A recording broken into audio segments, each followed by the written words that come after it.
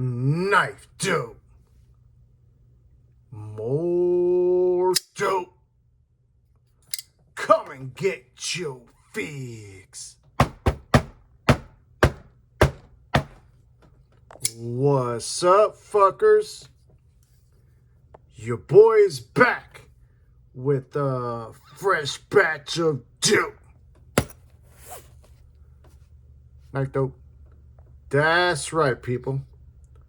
The hits don't stop. Man, do I got an overdose of American dope for you fuckers today. That's right. You know I never shit you. And none greater than what I have here in front of you. This one has managed to find its way back home to daddy. This is my Brown Knives Mini FSD, number 427 to be exact.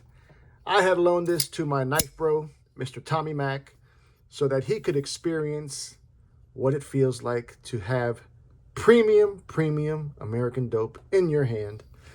Now, he's familiar with some premium dope. He's got a great collection as well, but he had yet to try this mini FSD out. And now this mini FSD has even grown on me even more so than when I first got it.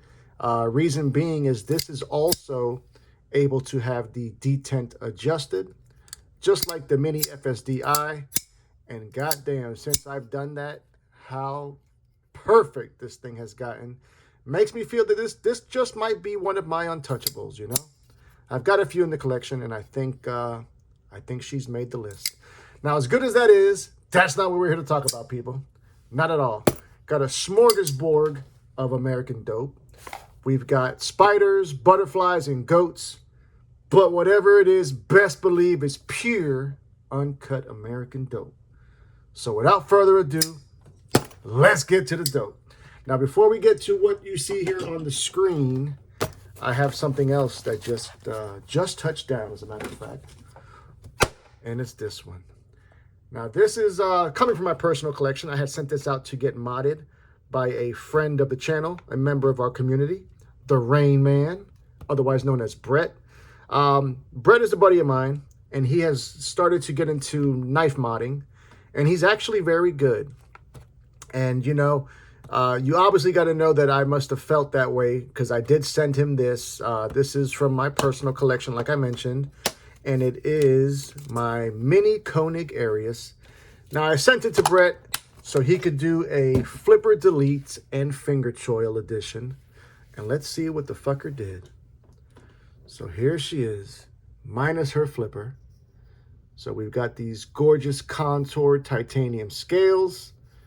Granted, that is where the flipper used to be. Woo! Detent is dialed the fuck in. Look at this job my boy did. Now, he actually brings the finger choil back all the way to the actual top of the knife. When you buy a factory non-flipper, it does not look as good as this. My boy also went ahead and polished the underside of that choil, and I will give him credit. It is fantastic. Looks professional. I mean, looks like this came from the factory. Oh, shit. Now, he also does sharpening, so I'll be sure to tag his info down here in the description. Great guy, and he's got a good collection as well. So thank you, Brett, for doing such a great goddamn job on this flipper delete. Look at that, people. That just literally looks factory. Very, very happy with the way this turned out. Now that I've got this tuned to perfection, the way I like it, I definitely feel no regrets as far as selling my Rosie. I think the mini Arius, when you do have a nice flipperless version, along with that finger choil, I think this is a more enjoyable knife. At least I'm enjoying it more. I prefer this one over the Rosie. Another reason is because of the contoured scales. But regardless, USA made perfection is now back in the collection. And speaking of back in the collection, we've got another homecoming of sorts. Now, this one right here, I've kind of got a little bit of a weird relationship with. This knife model, not this particular knife, but this knife model, I added it to my collection in December. It is a knife model that is very hard to get. You're either a fan of the brand or you're not. The owner, designer, and maker can be a little bit, he can just be a weird individual to kind of understand. Let's just put it nice like that. And, you know, when I bought the knife, I loved it. The knife wasn't the issue. I had some other things that transpired behind the scenes that I never really divulged to the public, and I won't at this time. But it turned me off to the knife. I ended up trading it for my mini FSDI, which is also no longer here. But if I'm being honest, I missed the goddamn thing. I really did, because the knife model is a great knife model. And so big thank you to W, otherwise known as Wade, for allowing me this opportunity to have this bitch back here at KnifeDope Studios. Now, this is the Gen 2 version of the SPK Lamia. Now, these versions, or rather this generation, was still on washers. The Gen 3 that I bought was the first time they went with bearings. Now, that being the case, this one has been modded to accommodate bearings. We've got nicely polished titanium handles with some angular micro milling pattern on both sides of the knife. We do have a tumbled or stonewashed titanium pocket clip and backspacer. Still have that nice pill-shaped cutout. Woo! Detent is dialed the fucking. Now, this one's a little more snappy. I will admit that. Another reason why I'm kind of digging this one is this is in crew wear. And I don't have any crew wear in the collection anymore at this time. Every knife that I had in crew wear, I ended up moving along. But this one, like I mentioned, is riding on bearings. So the action is just like my Gen 3. Now, I don't know who did the mod on the bearings. I can only assume it was Mr. Arnold from AR Customs. He's a fantastic gentleman and an even greater modder. But here she goes in the open position. We still have that micro milled, that CNC micro milled blade. I don't know if the camera's showing it. This blade has a polished finish on it, which I'm not the biggest on. Now, if she does stick around in the collection, I would definitely be getting a different blade finish on this crew wear blade. But as of right now, the Lamia is back here front and center at KnifeDope Studios. Big thank you again goes out to Wade for that one. Okay, we got a couple of more things to get to before we get to that butterfly. We've got a goat and we've got a spider, and let me explain. Now, you know, I think last month, sometime in February, Original Goat actually started shipping out their first batch of Original Goat scales for the Manix 2 lightweight conversion. And I've had these since I was probably one of the very first people to actually get these scales. I just did not divulge it because these scales were going to be the scales that I was going to be using for my Manix 2 build competition between me, Duty, and Rolo, which is scheduled for May. And so therefore, we were trying to keep it a secret. I wasn't gonna disclose this or reveal this until that point in time. But we've had a couple of things change behind the scenes. Number one, I am no longer going to be modding with these scales. I've got some other scales and I got another whole Manix coming. So because of that, I have decided to show you guys exactly what it was I had planned on submitting for the competition. And that's because we've got another Manix. This will be the one that I am modding. Fuck it, I'll show you guys at least. So this is the version that I just picked up that I decided to have modded. This is the newest version of the Manix 2 lightweight. This one comes in magna cum laude. That's right, magna cut. So we've got these yellow FRN scales with bi-directional patterning. If you've owned one of these lightweights, they pretty much, then you've owned them all essentially, because they all come with that bi-directional patterning. This is the first time they've given us the Manix platform with some magna cut. So I'm excited about that. Same great ergos as always, lightweight carry.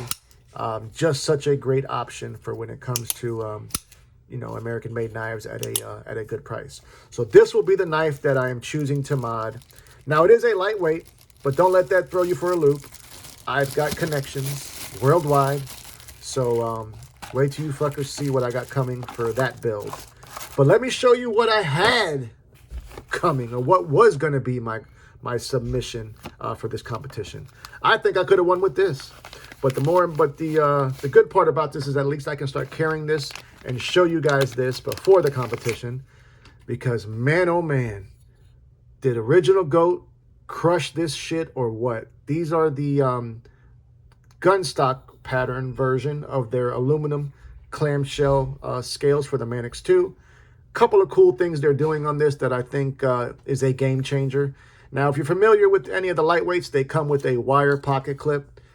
So therefore, that's what you would normally need to, if you wanted to swap the clip out, you'd have to get one that's got a wire mounting apparatus. However, when you order these scales through the Goat, you can actually select if you prefer to go with the traditional 3-hole mounting pocket clip, and that's what I decided to go with on this this version of scales. So I decided to keep it what they call in the buff, which is more like a natural finish on the aluminum. God damn! All I can tell you, people, is in my expert opinion, these are the best scales that Original Goat has given us thus far. Just the quality, the craftsmanship, it's second to none. We've got no gaps, no spacing, just machined to perfection, like I say. Ergonomically, they feel fantastic. You're talking about a major upgrade from those FRN scales.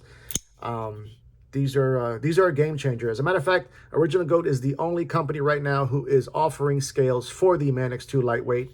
I think they were ahead of the game in choosing that model to mod. It is such a popular model, and now with the ability to actually mod the knife, I think you're crazy if you don't go for some of these scales.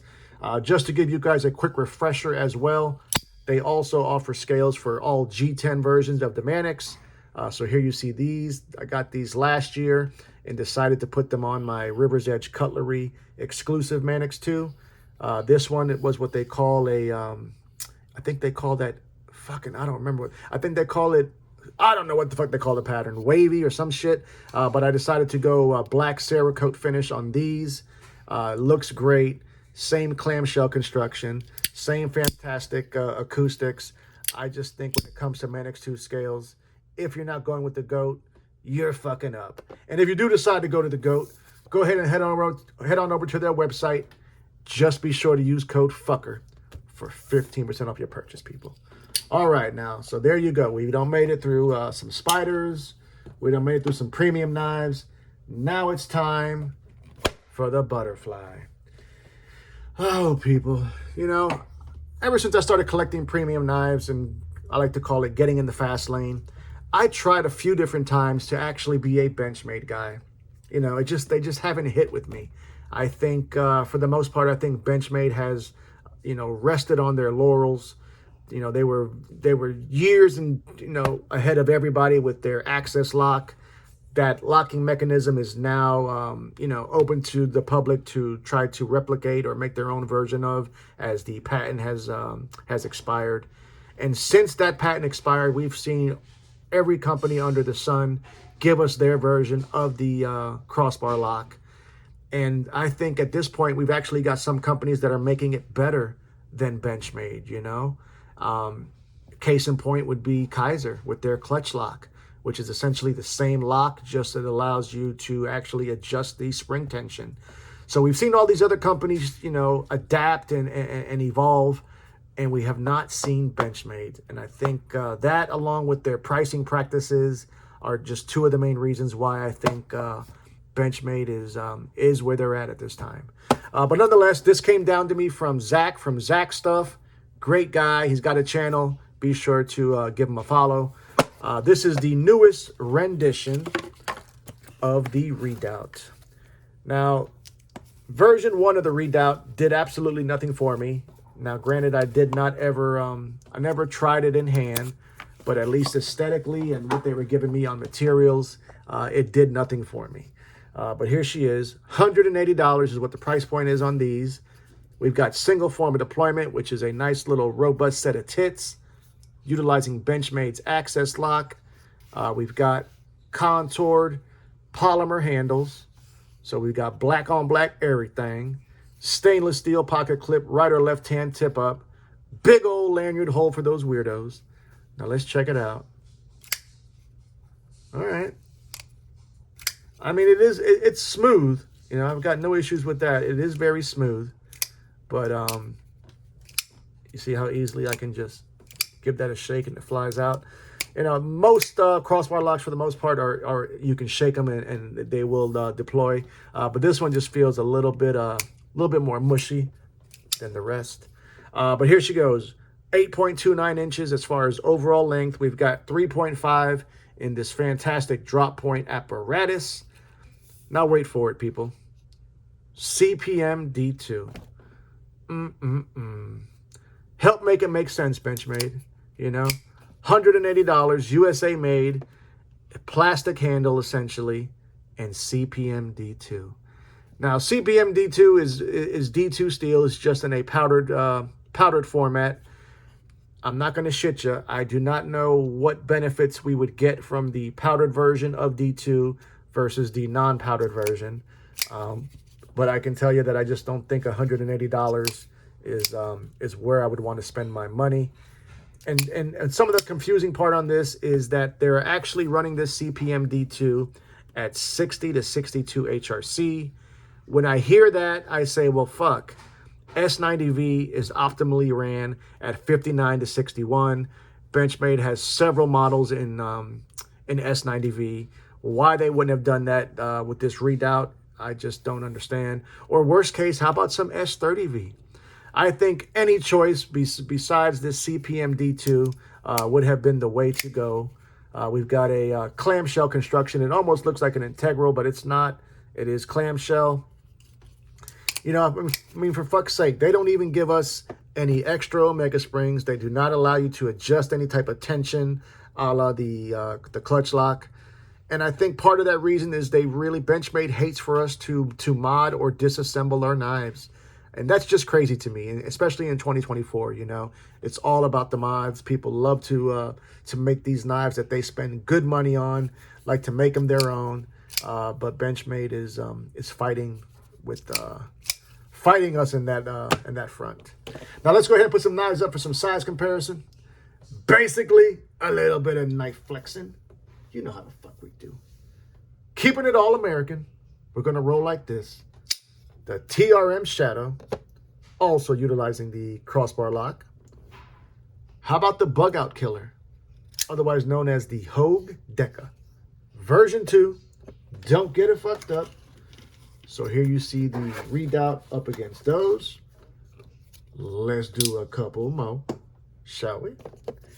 How about the most hated, otherwise known as the Benchmade Narrows? Now, you know, with this Narrows, as much as people hate it, I love it for a couple of reasons. Number one, they thought outside the box. They actually innovated. They gave us a different spring assembly. They no longer use Omega springs on this one.